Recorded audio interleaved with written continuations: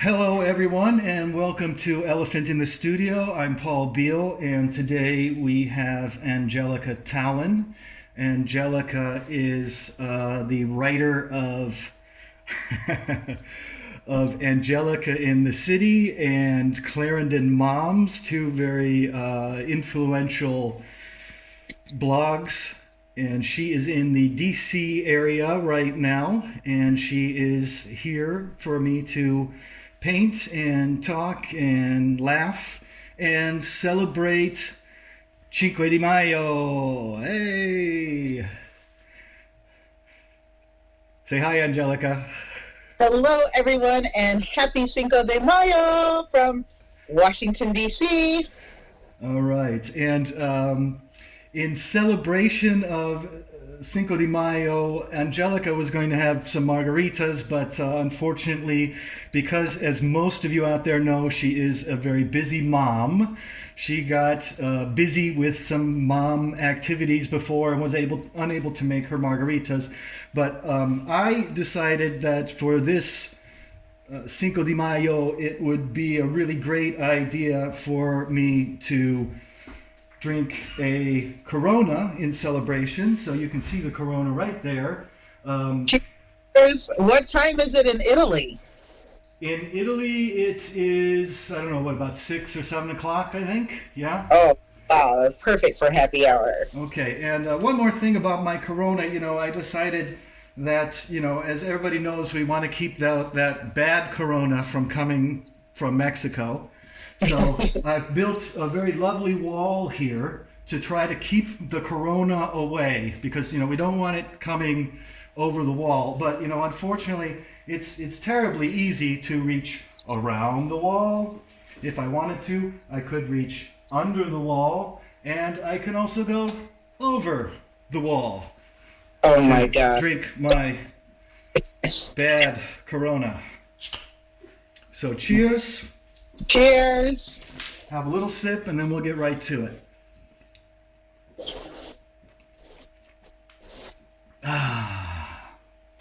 You are So what exactly is the fest of Cinco de Mayo? So basically, it's a celebration of Mexico's independence, and that is all I know. Okay, so it's like the Mexican 4th of July, basically. Yep. Yeah, okay. All right. My dad was he talks a lot about history, but when you're a kid and you're celebrating, it's always in one ear and out the other. Sure. But yeah, say like, oh, today is the Mexicans' independence, and I would say, okay, let's eat some tacos and enchiladas and tamales, and we would be happy. Right. Okay, so let's get you into position. All right. Wait, should I get rid of the koala bear? I'm okay with the koala bear. Do you like the koala bear? Let's leave him in. Yeah, And I think he's cute. I brought the koala bear because 2020 has been such a crazy year, but in the beginning of this year, you all might remember that Australia was on fire, Yes. and we were trying to save the koalas. And then a few weeks after that, the NBA player Kobe Bryant passed away. Sure, And yeah. then that, it just seemed like all hell broke loose, and then COVID hit all of the countries in the world and then came to America, and 2020 has been crazy ever since the Sure. koala Yeah. and also the burning. So I just Yeah. thought I'd to kind of honor the beginning of 2020 and what we have, all of us have been brought together through this pandemic and through a lot of the heartache that A we've lot of all. things, yeah. Yeah, it's been crazy, and it's just starting. All right, so can you either sit up a little bit more or tilt your camera towards you a little bit more, just so we have a little bit less space above the top of your head? Oh, I gotcha. Okay. Is that better? Yeah, that's good. Okay, so especially at the first, if you can try to hold that general position, that usually makes the portrait go a lot better. Especially for women that are worried about looking beautiful. having you somewhat stable really helps me get your proportions and make sure everything is even. Okay? Okay. All right. That just gave me the task. Is it going to be impossible? I don't think so. We'll hold it. All right, here we go. One more thing. Now I'm seeing a bit too much of the panda and not enough of you. So I'd like to get your hair curl that's dropping down over your shoulder here into the frame. Okay. So, okay, let's sit back. Sit back and relax. Okay, sit back. Now move to your left. Okay, there. This is so funny. Oh my gosh, okay. Meanwhile, just to let you know, I'm on an iPhone, so I've got all these notifications coming in, and I've tried to turn them off, and they still keep coming in. Tweet, Instagram, Hey, all that. you're a woman who is what's the word I'm looking for? Is somebody help me here? Very Sought social. after woman. That's what I was looking for. Yeah. I like it. Yeah, so yeah, I'll try to remain still. And what are you holding that iPhone? Oh yeah, but I'm used to holding things this long. I mean, when you're walking with kids and they're like, "Here, mommy, hold.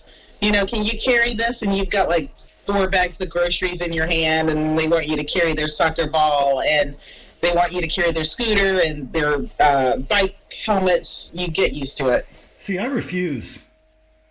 And, I mean, your kids are definitely old enough that you can refuse. I mean, Well, I tell my husband that your cousin, Dave, and I say, the kids are 10 and practically 12. They're old enough to do all of this. Yeah. But he enables it. Yeah, I tell them when they want to take a walk. I mean, this hasn't happened for a while because they've gotten the idea, I think, now. But I tell them, if you wanted to come back home with you, you're going to have to carry it the whole way. So keep in mind before you take that out with you. How old are your kids again? They are 13 and 16. Actually, very soon 14, and not too long after that, 17. Oh my God! Yeah. So we were visiting you back in 2005, Yes. right? Carolina, the baby. Carolina. And Elena would say Carolina, and she she had the cutest way that she would to interact with her little sister. So cute. Yeah, that was cute. We remember it very well. See, I remember it as kind of scary.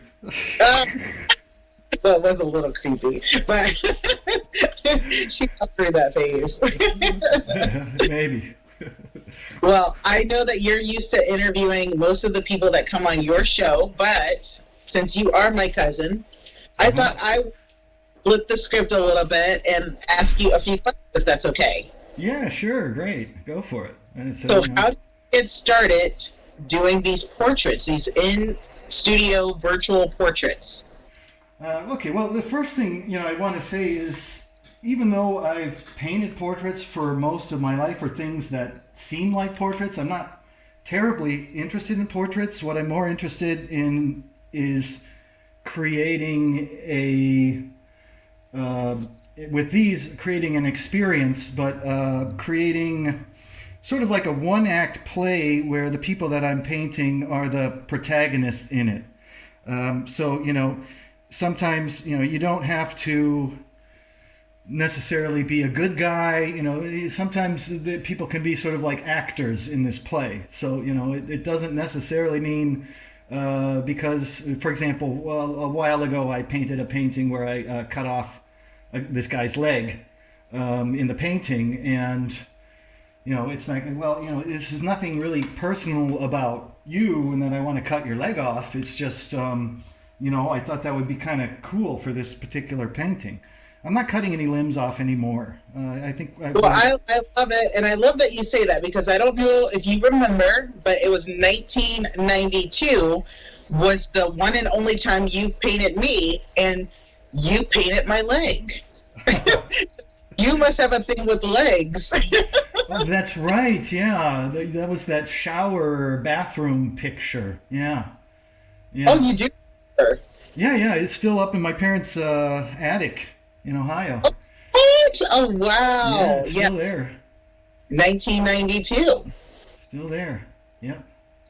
That Yep. is well. So, how have you found painting by doing this virtually in place of the in-person experience to Okay. be similar and different? Well, it's a lot similar and a lot different because in some ways it's a lot like painting from a photograph because the video screen already makes a 2D image for you, just like a photograph would.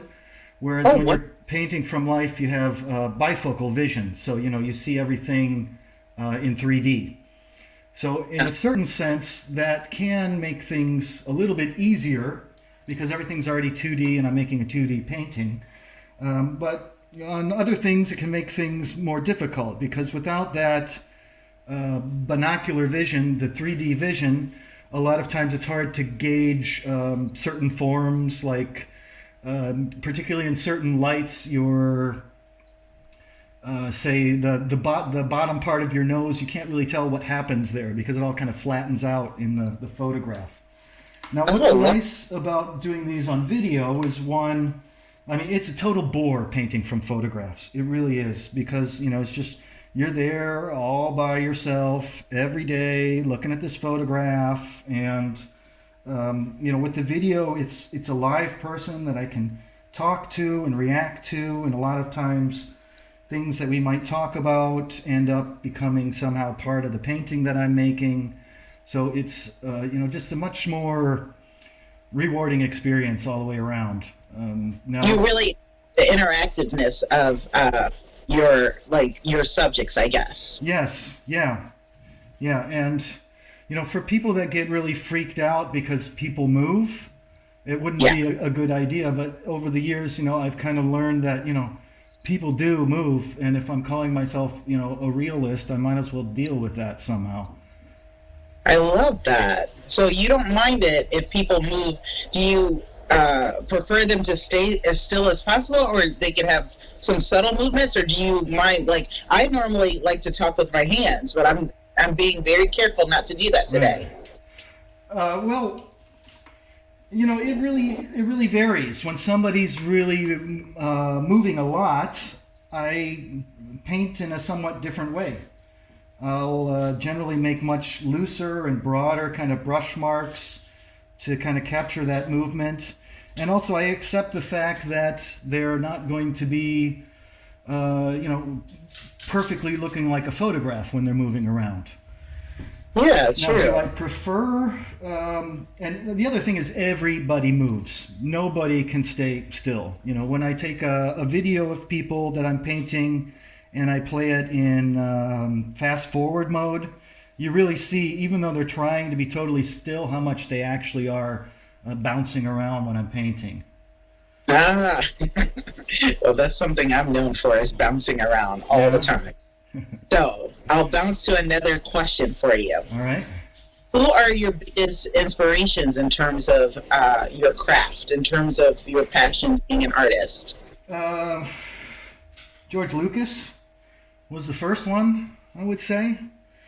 Because when I was little, all I wanted to do was make Star Wars, and then I kind of figured out, well, it's already been made, so I'm going to have to do something else. We So, love Star Wars. Yesterday was May the 4th, so May the 4th be with you. right, yeah, yeah. Who else? Who else? Well, I, really love Rembrandt, going way back, Caravaggio, Vermeer, and more recent painters, Lucian Freud, Eric Fischl was a big influence on me for a certain part of my career. So, I mean, really, I kind of feel I grab influences all over the place. And I also spent quite a lot of time, purposefully not reading any art magazines or anything else, just because I didn't want to fall into that potential trap of, trying to follow the trends. Uh-huh. So you and I went to college together, and we've known each other for almost 30 years. Can you believe it? We've known each other for almost 30 years. 30 years, yeah. That's a while, isn't it? And one of the first events that I ever went to was you doing what you call spoken word. I call it prose poetry, but you say more of a spoken word. Right. And you mentioned a lot about, you talked a little bit about a lot of things, but one of the things that I came out of that event with was a little bit more of a better understanding from your childhood. And I wanted to know, oh dear, what is your favorite childhood memory? You mentioned George Lucas and Star Wars. I want to know, what is one of the favorite memories you have of your childhood? My favorite memories from childhood. Well, you've already planted, the George Lucas thing is one of them. So, and actually, I also in that spoken word that was, I talked about the first time I went to see Star Wars, and I was 7 years old, and it was this old theater downtown, and for me, this was like what I considered my first grown-up movie. It was. And where were you living when you were 7 when that happened? I was in Cleveland, in Westlake. Oh. Yeah. But you spent some time in Boise, Idaho, yeah? Yeah. I grew up in Boise. I lived there from 10 to 15, age 10 to 15. Wow. What was that? I've always wanted to visit there. It's an incredibly beautiful place. Wow. One thing is it's very close to Utah, so I had a lot of Mormon friends, which was an interesting experience. And, it was, a really great place for a kid in the 80s to be growing up. There were these canals that would run through the town, which were about 6 feet deep. But in the wintertime, there'd be hardly any water in them, and they would freeze over. And that was our conduit for when we would sneak out at night. Because, when we were 14, 15, pretty much, certainly every weekend night, if not most weeknights, we would sneak out from probably about 12 o'clock and stay out till about 4, I would say. And, how old were you when this was going on? Oh, this was like 15. Oh, wow. Till 4 in the morning? But, what would we do? Like, me and my friends went out and we had this thing where we dug underground forts where you dig a big pit and then you put wood over it and then you cover it back over with boards and dirt so that in theory, nobody knows it's there. And because of the fact that several of our forts before had been discovered and broken into, we decided that we had to sneak out in the middle of the night and dig the forts so that nobody would see us doing it. So, that's what and then the other thing we do is we go out in toilet paper, and it's not like we're, causing huge problems when we were sneaking out at night. We were just, out and having fun, and that was it. Papering now because of the shortage of the supplies everywhere during COVID, right? Well, it hasn't been a problem here. You guys are lucky, but here in the States, it's been, until recently, it's been super hard to find any type of toilet paper, paper towels, napkins, any type of tissue paper. Yeah, well, you guys have gotten a bit nuts, to be honest. Well, I think this is a very hoarding culture that we live in here in the States, and it's refreshing to hear that you're not dealing with that in Italy. Well, I think the other thing is everybody there, or not everybody there, but a lot of people there go into this like, I'm a survivalist kind of mode. And it's like, hey, survivalist means like everybody works together. And that's how Right. people survive. You know, it's not like you just go up into the woods and hunt rabbits and, you know, you're going to be fine. You know, eventually you're going to have to go to a doctor and you're going to go to the hospital and they won't be able to wipe your ass because there's no toilet paper. You're like, oh, I forgot it up in my cabin. You know, Right. Well, that's survival. another question that I had for you is, if you could do anything as a profession other than what you're currently doing and know that you wouldn't fail, what would it be? Ooh, boy. Yeah, the know that I wouldn't fail, that's a big bit, isn't it? That's Yeah, because I mean, a you freebie and there for me. I feel like you would do, like, you know, you and I both will throw a bunch of gum at the wall and see what sticks, and you know, we'll try our hand at, like, let's say movie making, acting, whatever. But to be like, to know that you were going to be super successful and not fail, what would you choose? Other than what you're doing now, what's your super I would probably make films. Yeah. feeling? What type? Oh, I don't know.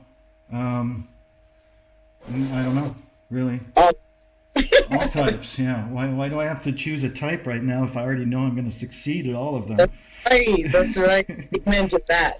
And if you could invite 3 people, living or dead, for dinner, who would you invite and why? 3 people living or dead for dinner. Let's see. Okay, living or dead.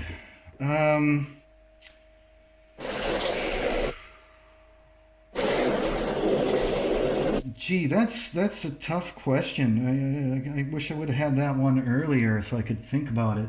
You know, generally, I really have difficult times with questions which are like what is your favorite fill in the blank, like color or whatever. But tell you what, I'm going to try to think about it, and as I go, I'm just going to randomly spit it out like I have Tourette's syndrome. Well, you think about it, and I'll tell you who mine are. Okay. Mine, number 1, would probably be Keanu Reeves, and I met him many years ago, and I remember we that.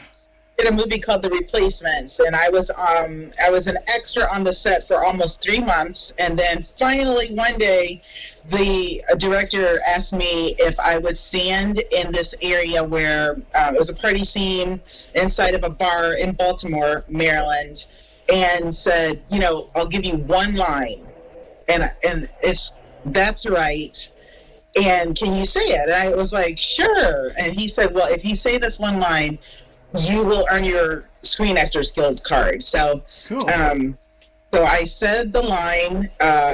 You didn't hear me say it in the movie.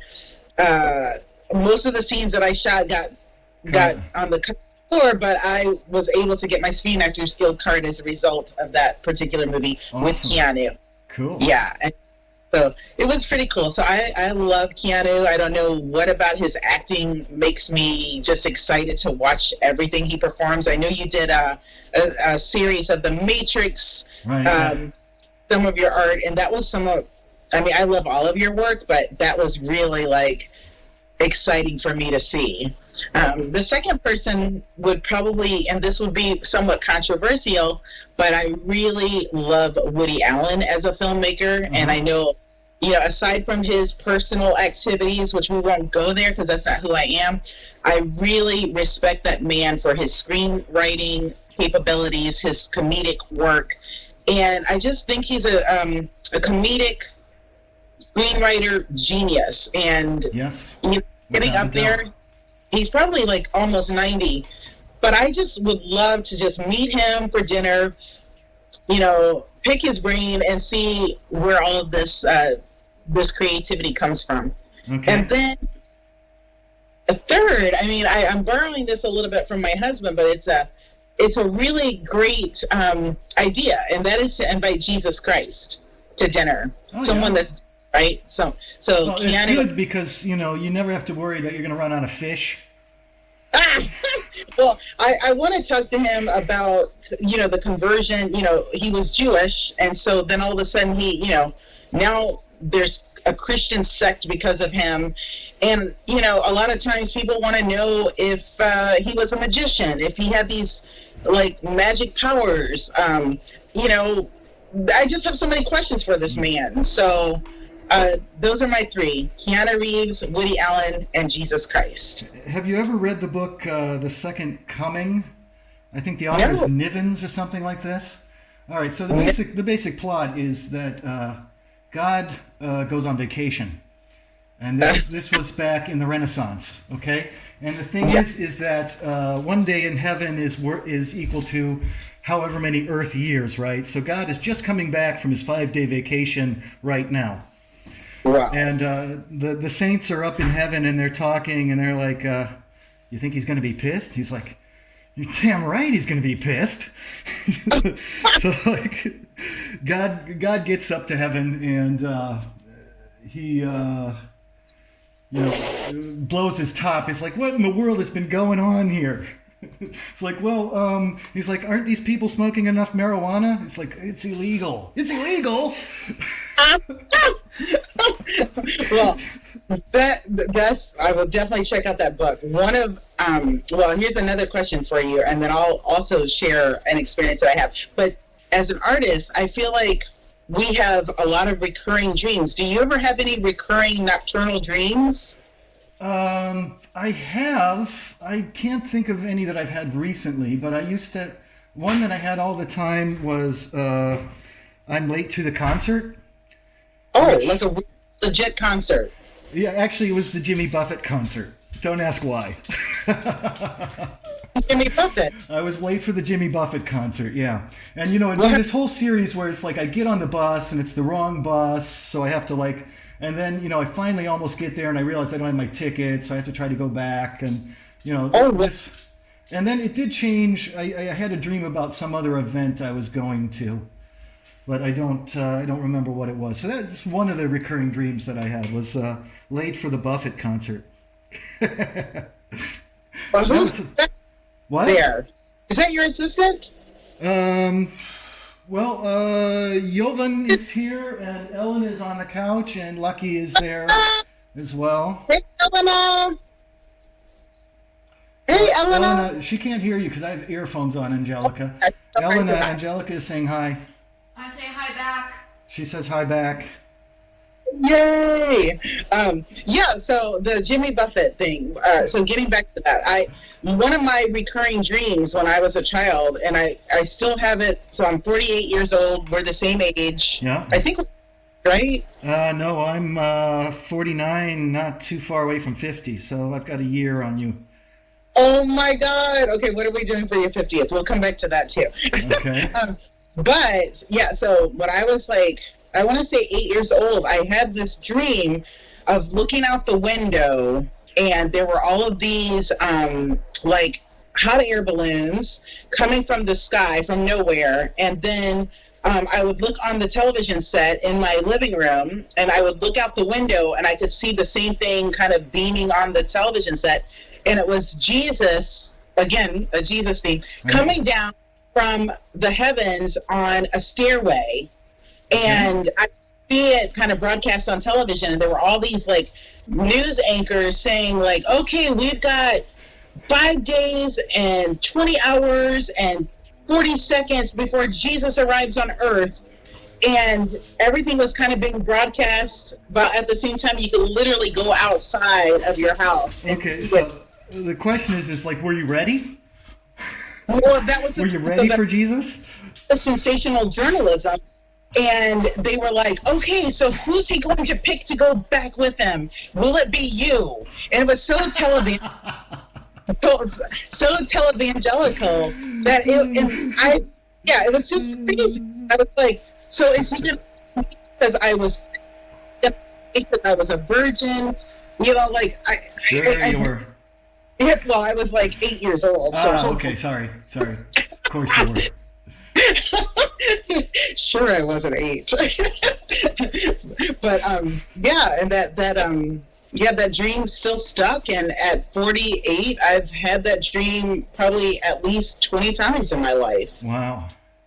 It's a big recurring dream, so we'll see. We'll see where I end up, right? Right. Right. What was the other question that you had for Paul? If you deal with fail. Yeah, we already said that one. Oh, what is it?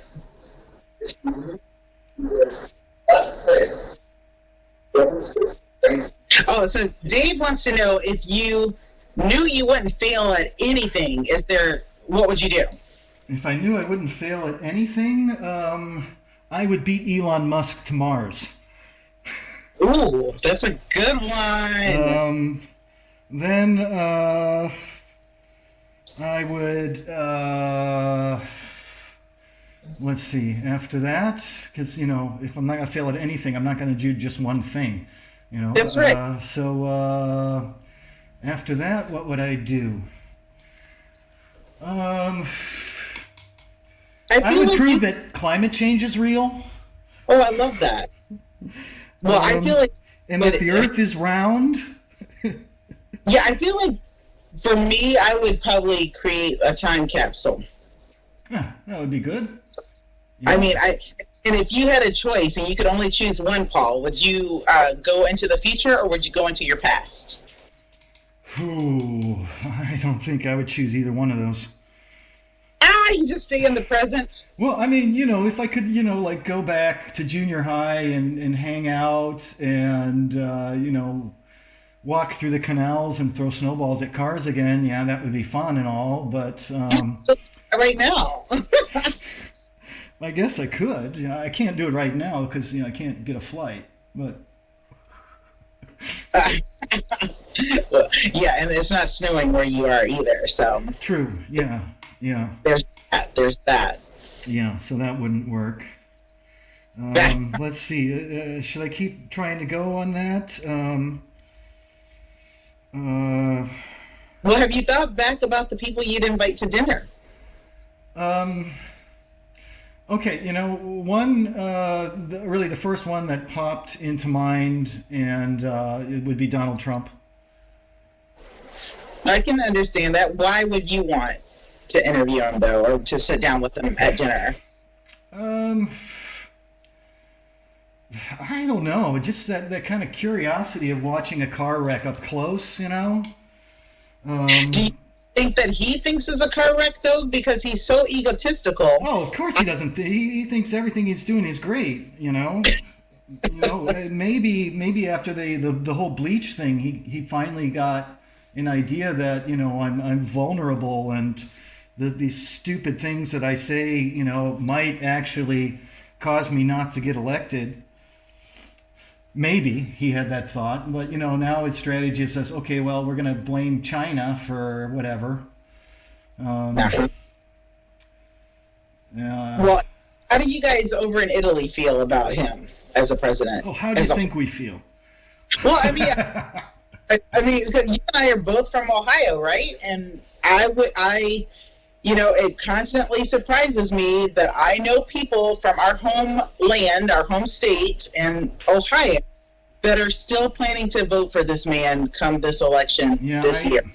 I really, I guess I can explain it in some ways how that is, but not really, because it just seems like,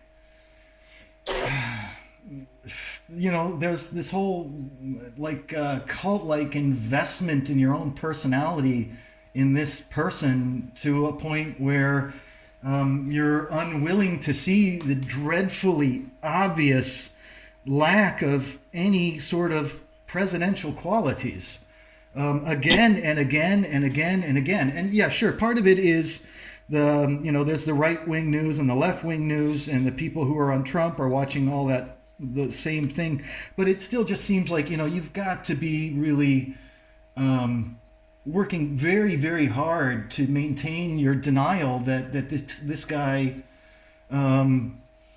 has anything to offer to the world, let alone America, let alone his wife, let alone anyone. Yeah. And it seems bizarre to me that you get coal miners in West Virginia voting for Trump, when it's like, well, look at this guy. I mean, this guy doesn't care about you at all. He doesn't care about you in one tiny little bit. Basically, since I've been in Europe, I've met two Europeans that like Trump. So that gives you an idea of how generally Europe views Trump. Who would be the second person? Second person at the dinner, well, I mean, it would be great to have Keanu. It would be great to have Woody Allen. So those are two which I would share. My grandfather Beale. Oh, that would be interesting to have a conversation, right? Huh? He's from England, right? Wales, actually. Yeah. Wales. Yeah, okay. But basically England. Let's be honest. Yeah. Yeah, I mean, I am geographically ignorant from time to time, and I always forget that it is Wales and not I guess England, right? Well, I don't think any Welshmen are going to be watching this, so we can just. You never know. You never know. True. Different places of the world. How many are from Wales? We'll find out, right? We'll find out. Right. If you got Wales and you're watching, at me. At Angelica Talan on Instagram. I'm just joking. The views expressed by Paul do not necessarily reflect those of Angelica. Although we are cousins and we're both from Ohio and we're both creatives and we may not share the opinions, all of the same opinions. Okay, there's our disclaimer there. There we go. Okay, one thing I wanted to talk about, one of my favorite memories of you from college, when I was in grad school, we had this Christmas party, and you were invited, and before you came, at a certain point, the party sort of de-evolved into this pile of people tickling each other in the middle of the living room floor. All right. And vicious tickling, Yeah. And like you and I think it was Glenn walked in. You took one look at the room and you're like, "We're out of here." No, it's like we're out of here. Yeah, that is hilarious. Yeah, I totally will never forget that moment in my life. It is definitely a very memorable time because I'm a very touchy-feely person. I am half Mexican and half black, so in both cultures we're very touchy-feely. I think that day, and for those of you watching, Glenn is like my husband, so he's like my gay best friend who, whenever my husband wasn't around, like he was my partner in crime. He's the guy that like I went everywhere with in college, and going to Paul Beale's house at Bowling Green State University was one of those places we would visit from time to time. And so I think, like I don't know what it was, Paul, but I'll tell you, I think what it was I was so stunned and shocked that you yourself was a touchy-feely kind of person, and I didn't realize that. And I didn't know any of your friends, and they were so like artsy and cool. And I just wasn't prepared to be tickled. And tickling to me is torture. Uh-huh. I was like, what the hell are they doing? Like, that is not fun to be tickled. They were going nuts, though. I mean, I wasn't too involved in it. I think I was kind of mostly sitting on the sideline like, why doesn't somebody pull me into the tickle fight? Well, honestly, like, had I been prepared, I probably would have filmed you guys doing it because that's who I was back then. I was more of an artistic voyeur. Uh-huh. And I would have probably, like, if you guys would hug each other, I would have been all up on the hugging. But the tickling part was just, like, absolute torture. I was like, fuck this. I'm out. Yeah, you were gone. It was, you were just instantly like, that's it. I'm gone. I'm gone. But I'll tell you, our parties, the parties that you and I were part of were always, they were always memorable. I remember taking you to an after hours party And apparently it was kind of boring for you and Dave's best friend Rob, and you both like found a little nook in a corner somewhere, grabbed a couple pillows and blankets, made yourself comfortable, and said, "Yeah, I think I'm going to take a nap, Angelica." And I'm like, "This is a party!" Like, Yeah, this that's totally a me thing to do. It's like, was like- I love sleeping when other people are in the room. You know, I find it so comforting, and you know, It was loud. It was the 1990s. Grunge music was blaring. I'm sure we were listening to the latest from Pearl Jam or Soundgarden or Nirvana. right? And we were shocked. And everyone's like, who are those dudes in the corner taking a snooze at 2:30 in the morning? And I look over. I'm like, oh, that's going to be my cousin-in-law one day. That's But Paul he's Beal. really cool. I was like, he's cool. I don't know why he's sleeping in a corner with 100 people in the room, but I promise he's cool.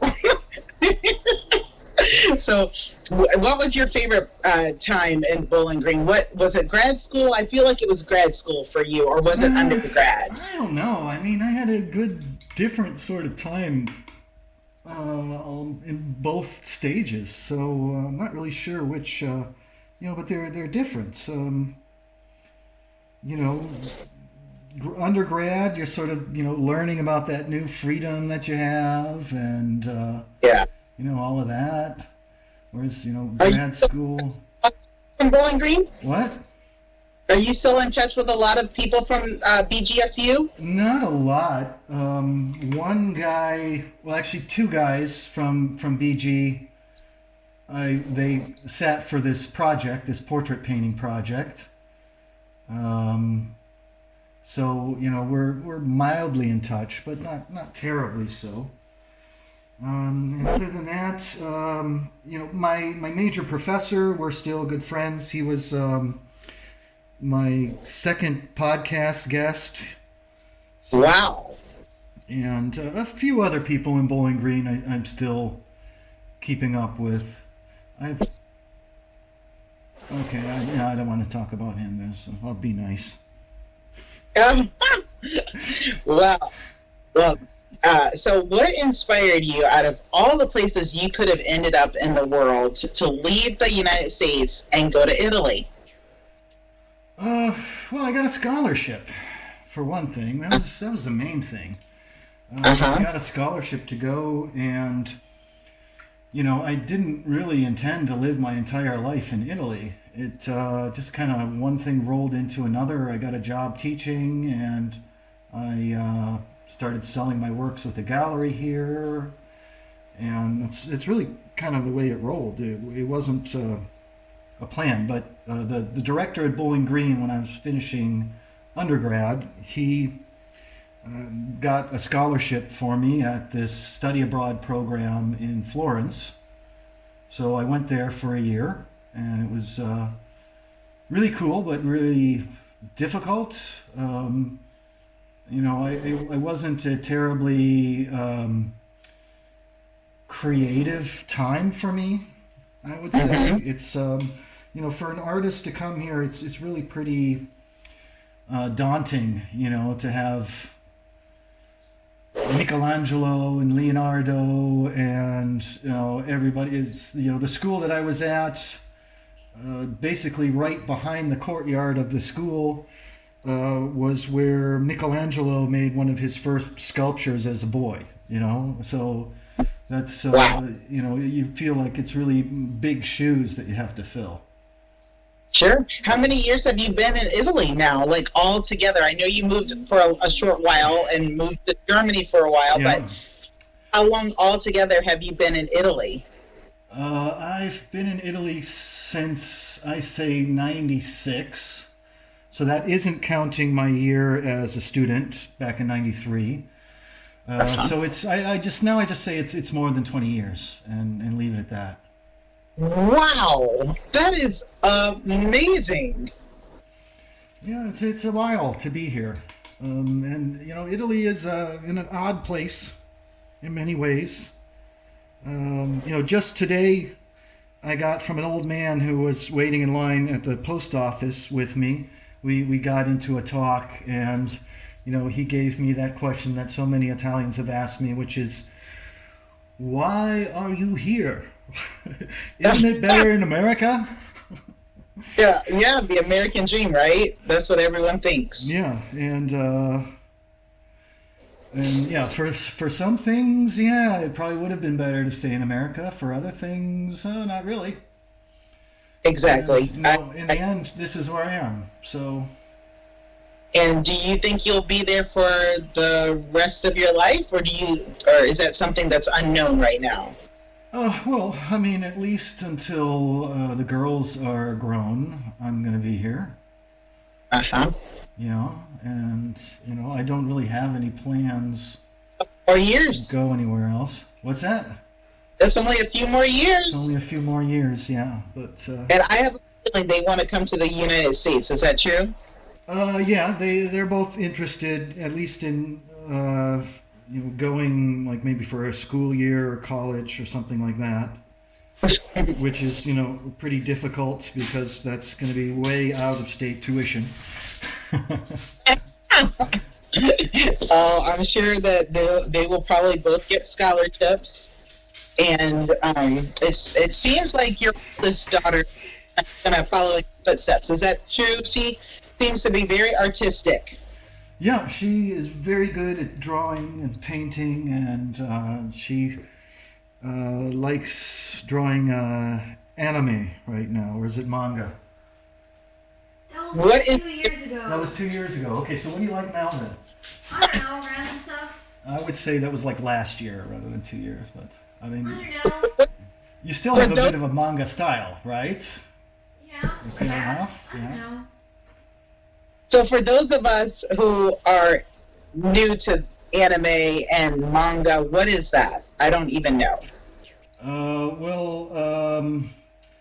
Manga is Japanese comic book style, and It's the Japanese word for comic book. it's the Japanese word for comic book is literally what manga is.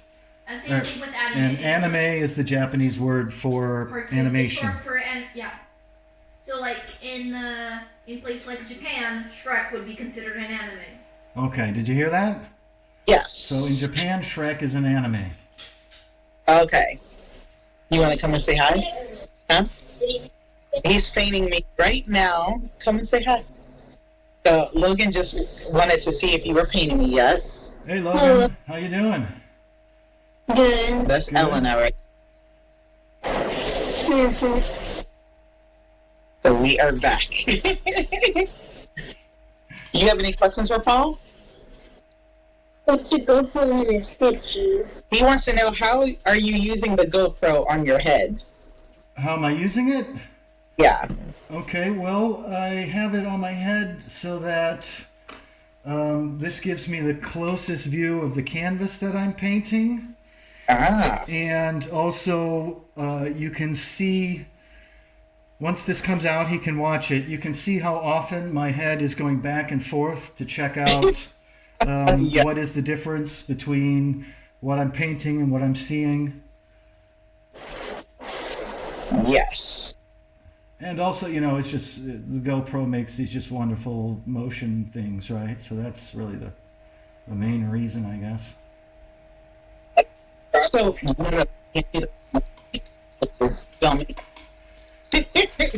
so was about ready to either put on his own YouTube, listen to TikTok, or he was about ready to play like Fortnite or something. And I was like, oh, we're doing a show right now. Okay. So what? Are you on TikTok? I'm not yet. No. Although Okay. somebody recommended it to me, so I have to look at it in the next few days and see if it. You would be amazing at it, especially your shenanigans on the streets of Italy during this quarantine Yeah. and your documentation style. I think it would be amazing for you to do. All right. Well, I'll check it out because you're the second person in the span of a week that's suggested it. So, yeah, why All not? right. Ladies and gentlemen, I present to you Paul Beal will be on TikTok by the end of this week. Oh, the pressure. The pressure. So yeah, you probably already have some good videos in your head swirling some ideas on what to do. So yeah, sure. I've got, just dozens and dozens of ideas swirling in my head constantly, keeping me awake at night. So I want to pivot the conversation a little bit because I will be also sharing this on my social media platforms. Right, yeah. As a social media influencer in the DC area, let's talk about social media, shall we? Yeah, sure. How do you use social media for your business as an artist? Well, most of it has been done through Facebook. For the main reason that with the paintings that I was doing before, you would tend to have a little bit of an older buyer, someone a little bit more established with a little bit more money. And Facebook, at least up until fairly recently, was, much more, that would be much more the group that you would find rather than Instagram, which tends to be a little bit younger. And, what I do is I post pictures and sometimes write little stories that go along with the pictures. And the other thing is a lot of it is really sort of personal and one-to-one sort of marketing. So somebody sends me a message saying, hey, I remember seeing your work. And, there might ensue a sort of conversation that might even last for the next several years before a sale actually comes from it or something else. But that's mostly how I've been doing. Of course, right now I also have Instagram, and now there's starting to do podcasts. And with the podcast, I just basically started going on Facebook Live, and I would paint something or do a little art lesson or whatever. And then, eventually Jovan here, who's sleeping. Are you sleeping? He's sleeping. My producer is sleeping over there. He said, we're going to do podcasts, and we started doing podcasts. Do you find that having a social media presence is beneficial to you? Well, it would be difficult to survive without one, yeah. So, yeah, certainly. Also sometimes it's also a big drawback because you spend an awful lot of time, posting things and trying to come up with things that will be interesting and creative just for the sake of getting people to notice what you're doing and start following you and all of that, which in many ways it can be a really big distraction. I agree. I just think it's super time consuming, and during the pandemic I've taken a big step back because I haven't really felt that creative lately. I just have been stuck in a rut. I also don't know, I want to be cognizant and sensitive to other people, and I don't want to be one of those influencers who are like, oh, I'm living my best life and promoting just consumerism, especially here in the States where, capitalism, that's what we drive on here, and not can afford to buy my client's $45 facial mask or, a $200 hair coloring kit to keep locks glossy during quarantine. Right. How do you basically stay motivated during this time? What are you using to help keep creative and to stay positive? Well, really, I guess I should go back a little bit because basically 2 days into lockdown here, so that puts us back to about March 6th, I was effectively unemployed. I hadn't sold any paintings for a very long time, and the little minor jobs that I had been doing were now shut down. I also, last summer, I did some work as a tour guide, and obviously that wasn't going to happen this year. So I was really kind of freaking out about what was I going to do. And my sister, Susan, who you know, yeah, she said, well, why don't you do those Skype paintings again? You know, because I had done these about 8 years ago when I was out in the country and I couldn't get any models to sit for me. And I did a small series of these. And I thought, oh, you know, the algorithm now on Facebook, they're never going to get seen by anybody. But okay, I'll give it a shot. And I really, one, sort of systemated the painting method so that I could, in a very short time, produce a really cool quality painting and, you know, create that experience like I was talking before. And, you know, doing that, I was able to drop the price down to, you know, really ridiculous, which is 55 euros plus shipping. Wow. Which, you know, and I proudly say it's like you will never find a better 55 euro oil painting ever. Oh, don't. I can't see what mine looks like. Is there any way you can show us while it's in progress right this minute or no? Well, in the podcast, when it actually comes out, that will be edited in because we have another camera. But let's see, I think I can take this off. And, you know, I'm getting pretty close now. Can you see that? Oh my God, it looks just like me. I think I put some crazy eyeshadow on though. Wait, hold on. Oh wow. Okay, hold on. Let me just do a screenshot. Get a little closer. Stand back. Stand back. Well, you know, Back. I'll send you a picture like as soon as we're done. So, you know. But that's good for my own Okay. story All on right, yeah, Instagram. Cool. Yeah, that's awesome. That is amazing. Thank you. It looks just like me. No, thank you. What? Oh my God. All right. This is amazing, Paul. Thank you very much. Now I'm all embarrassed. Wow. Well, that is so cool that your sister, Susan, came up with that idea. I mean, she too is a very like innovative and a creative thinker. Yeah. Wow. I need to see your teddy bear's or panda bear's mouth for a second.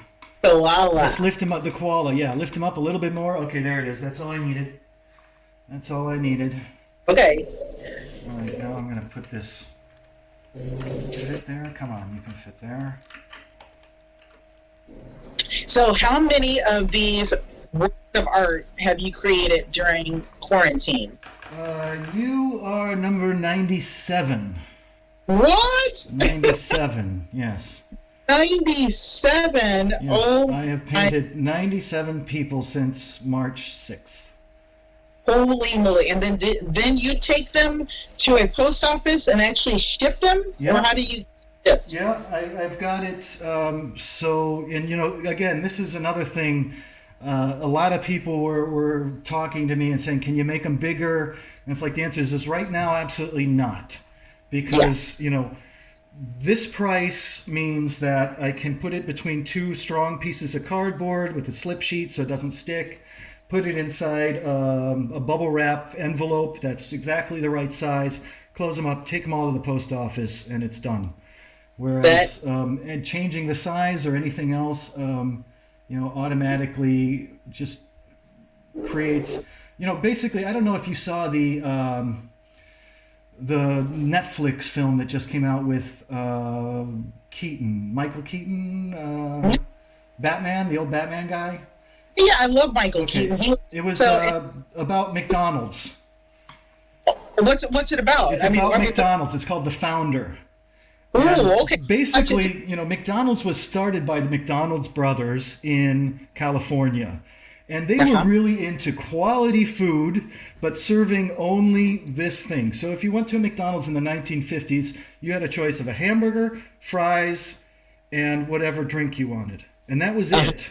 Okay, and it was also very much about quality. You know, they were really like, what's the fastest way we can do this and create the most quality food? And then when Ray Kroc stole the company from them, he started adding, milkshakes made with powder, and it grew it into this global monster that it is today. But this is really kind of going with that original McDonald's philosophy, which is quality, very little choice, but what you get is really good. Oh, wow. I love it. So that kind of sparked a little bit more fire under your belly, huh? That movie. Yeah, actually it did. It did. And now I just have to watch out that Ray Kroc doesn't come along and steal it from me. Well, I love it. I mean, there's a way that we'll have to articulate that, high quality, but still a fast artistic session to be had with Paul Beal. Yeah, and we have fun too. For example, we're sitting here talking. A lot of people, we sit and talk. One friend, the guy from Bowling Green, he said, "Okay, but when you paint my portrait, I want you to be absolutely drunk." So I was like, "Okay."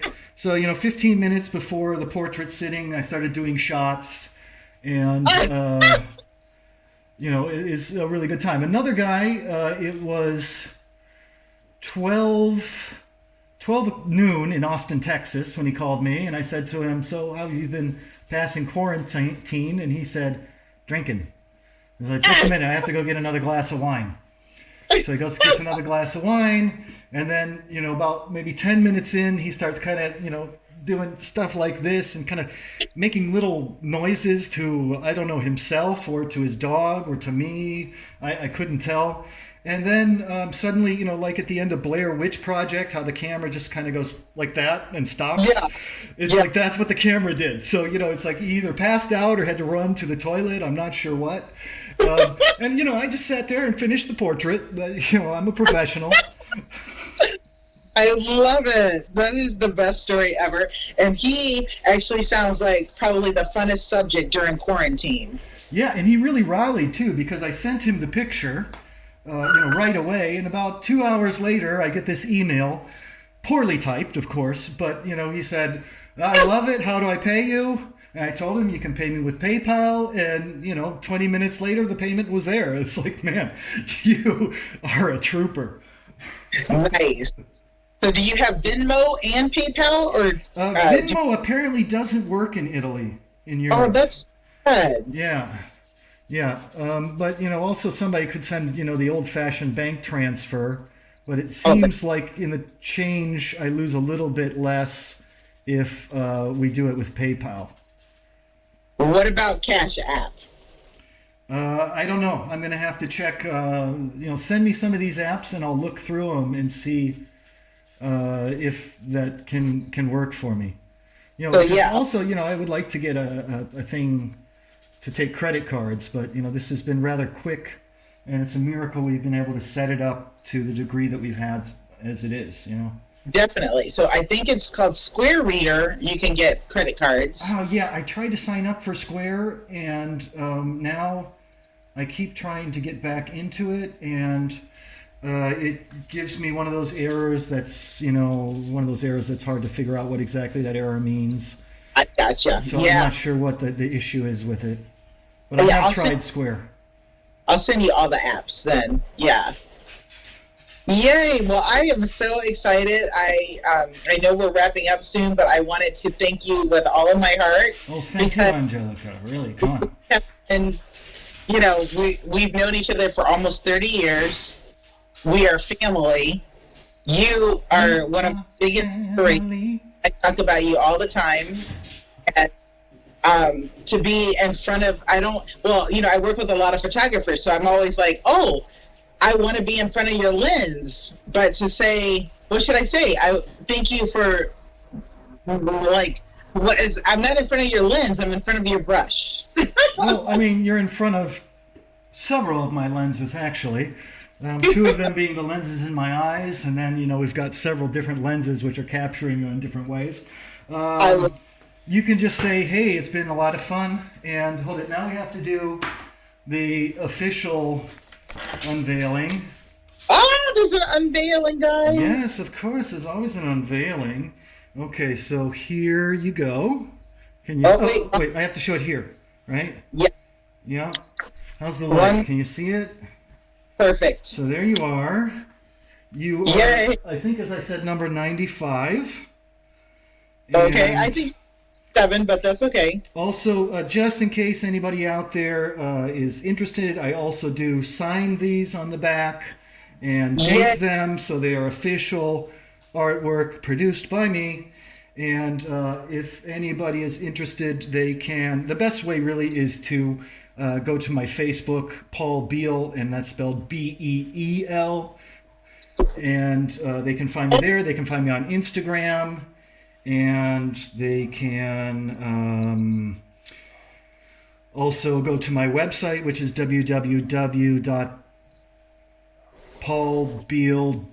www.paulbeal.wordpress.com. Cool. And do you want to get a shout out to where we can find your blogs? And Yeah. Thank you. And Paul, you can find me at angelicainthecity.com and clarendonmoms.com. And you can follow me on Instagram at Angelica Talan. That's spelled ANGELICATALAN. Awesome. All right. Thank you. Thank you. Okay, so we're out. We are out.